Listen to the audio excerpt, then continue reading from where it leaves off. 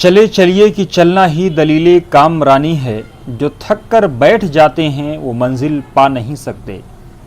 Volunteer of change के इन नौजवानों को सलाम, जो ओखला की हालत बदलने के लिए आगे आए हैं।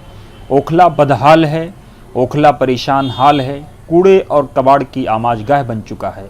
सड़कें बिल्कुल टूटी हुई हैं। लेकिन ओखला बदहाल क्यों है?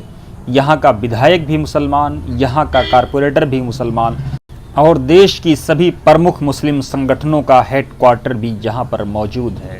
चाहे वो जमात इस्लामी हो या फिर मुशावरत, जमात अहले हदीस हो या फिर ऑल इंडिया मिल्ली काउंसिल, इस जैसी एक दो नहीं बल्कि सैकड़ों दर्जन ऑफिसेज यहाँ पर मौजूद हैं और सब के सब मुसलमानों की बदहाली पर घड़ियाली आंसू बहाते हैं। यहाँ की सड़कें टूटी हुई हैं, अस्पताल के सामने कूड़ा घर बना हुआ है और लोग परेशान हैं। सोचिएगा आखिर जिम्मेदार